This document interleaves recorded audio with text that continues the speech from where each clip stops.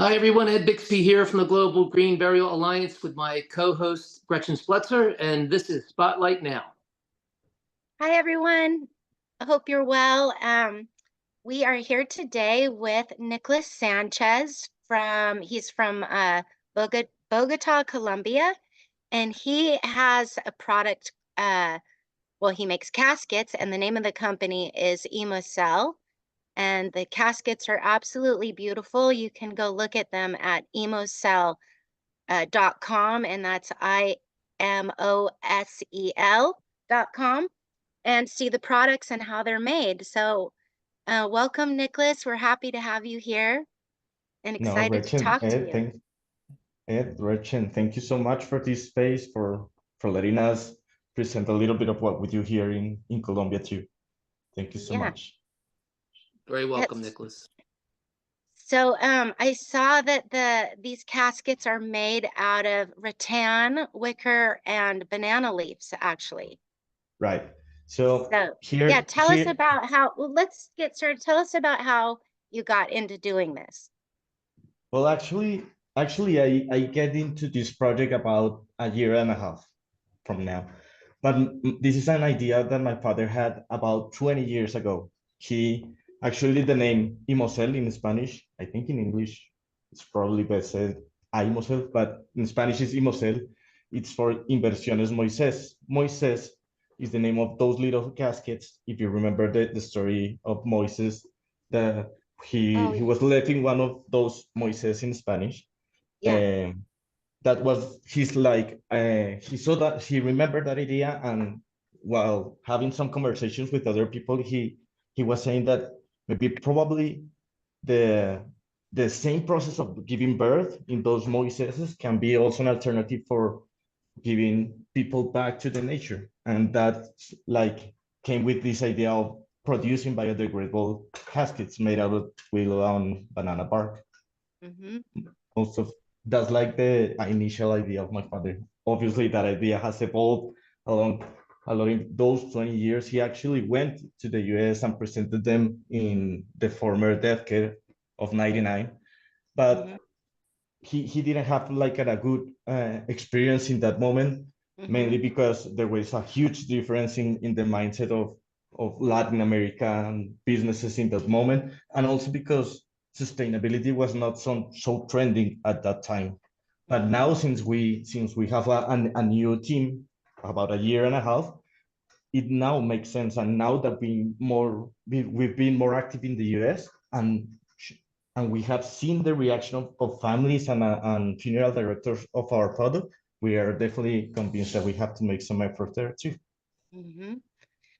Do you sell your caskets to, like, if a family was having a home funeral and contacted you, would you be able to ship to them anywhere?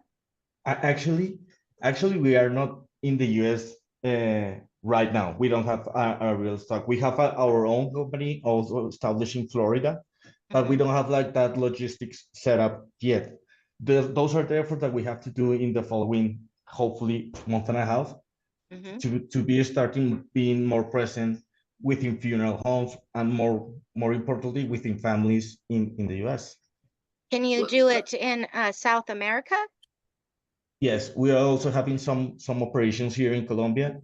We wanted to focus more in the US people and families, because we truly believe that the US is the main reference in this kind of sustainability trends. So here in Colombia, even though there are some efforts, is not at the same pace at the US. So we started in the US, but we also have meet people not only here in Colombia, but also in Ecuador and in Peru, with similar interest that we are seeing if they can merge those initiatives. Yeah. Let me ask you this, Nicolas. So with that being said, what type of environmental but also economic impact is this actually having, on the people who are making this product? Where are your operations, and is it enriching the life of fellow Colombians? Tell us a little bit about, where you get your sustainable products. Guys put them together. I think I'm lost losing you a little bit. Can you hear us? Nicholas? I think I'm losing you a little bit. I can hear you, but can you hear me? I can hear Yeah, you. we can hear you. Yes. Awesome. Awesome. Ed, Can you thank hear you. us? Thank you for your question. So the main idea of behind these products is or has two impacts. The first one is my father had good relationships with local artisans in Sylvania, which is a close town near Bogota, and our own plantations in Ibagué, which is another town near Tolima, right? So what we have there is that most of those populations have been really impacted by here in Colombia, we have an issue with the violence and some abandonment of the government. But once you go to those towns and talk to the people, there are people with a lot of energy and they want to do things. And one of the things that these kind of projects give to the community is that we can show to the government if we are successful with these kind of ideas, we can show government that the agricultural sector makes sense again, that you can invest again, that people not only can can have their own impact due to the government, but also by private companies. I don't know how to say it, like us, that can give them opportunities too.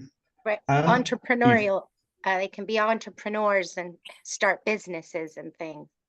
Right, and we can, and if we can have an impact within populations here in Colombia, and at the same time came with products that can go to, for example, green burials, which for me are or have proven that are an alternative that helped a lot of people because they I don't know, create a more memorable process. And if we can make that with these kind of products and at the same time helping people here in Colombia, we the answer was really go to forward. So Right. So essentially, then it's great that that's what our listeners would like to know is obviously you're helping the local people in Colombia enrich their lives and make things better for themselves, but then also create this beautiful artisan product uh, that is a sustainable product to offer to the world, and that's what's most important. So, tell us a little bit about in the mind's eye, people would like to know a little bit, I'm sure, about the construction. Like, is this a weaving type of project, or tell us a little bit about how they're made? so one of the thank you. So one of the main perks of our product is that it has a strong stability. It has two processes: the construction of the whole skeleton, and the second part, which is where the artisans come in, which is the woven process that we make back in Sylvania. So for now, and since we have not yet have a business going, we are starting all those efforts in the US. For now, we have just two people there, which is Baudilio and his son. But eventually, as this business grows up, we cannot obviously come and make there's a I don't know the name in English, but it's like a community of people that produces willow here in Colombia. So what we want to do is maybe merge those efforts accordingly to our demand and the demand of consumers. But if we can push and join those efforts within communities, I truly believe that we can have a better impact for their families and more importantly, giving them opportunities, Mm-hmm. Right. That's great. So Yeah. those are the efforts that we want to do here in Colombia. And this is just one of the projects, as I told you. And if you scroll down in our page, our IMO caskets are just one of our products. We have other uh, sustainable projects that we are developing with other communities. For instance, we're also producing fiber boards without touching a single tree, made up I of was reading about that. Yes, it's like a wood replacement for building materials. exactly is a Yeah. replacement. Is a product. It's the same MDF, which is a medium fiber density fiber board. Sorry, Mm-hmm. which basically is grinding down trees and agglomerate them to make those fiber boards. We Mm-hmm. have the same exact product, which is cheaper and lighter, and without touching a single tree. Actually, I Yeah. have some of it. Let me just It's show you. made out of, isn't it made out of animal poop? No, I don't know yet.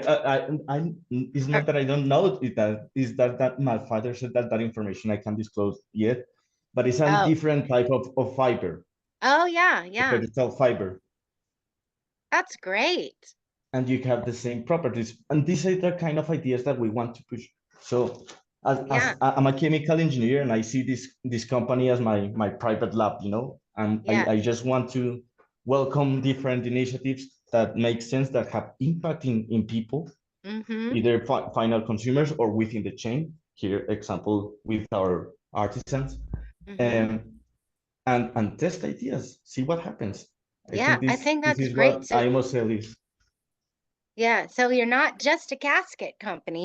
You're into doing all kinds of sustainable projects, which is Right. great. So anybody listening, keep that in mind. He's a good resource for thinking up things and making them happen.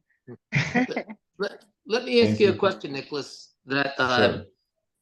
so what are the current? I mean, if you were to tell us, what the current traditional methods of disposition are in Colombia, just I'm sure the listeners are interested in that. What are people currently doing, and is this familiar to people, let's say, that maybe live in more rural areas? Is it being practiced kind of by default as we speak, or is it completely different at the moment? It's the thing, the main difference is that regulations here in Colombia doesn't push for green burials exactly. What the people here in Colombia understand from something that is sustainable or ecological within the funeral industry is cremation. They don't know too much about this type of alternative as green burials. So what you are gonna find here in Colombia is 95% traditional burials or cremation.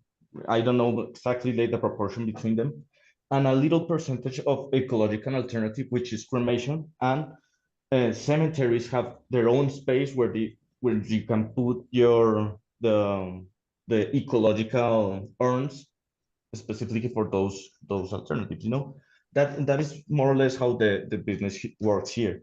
We're pushing and we're trying to change or bringing up alternatives like the green burials. People what also do is, even though it's not commonly legal, there are national parks here, Bogota, and Colombia in general is very green, and you can.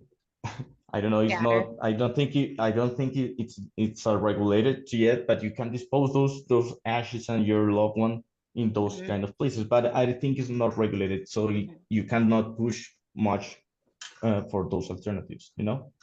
So that's the situation here in Colombia. Right. In the US, I think that there are more efforts, and there are a lot of alternatives like the hydrolysis reduction, I believe, and Mhm. the Yeah. organic reduction. So you guys talk more about these things, and we want to do those things here in Colombia too. We want to open discussions and conversations, not only in Yeah. Colombia, but Latin America in general. Well, I Well, just got back from a conference down there, and I mean, there is stuff definitely happening down there. And I hope to, after this interview, connect you with those people so that we can help Colombia along in sustainable burials.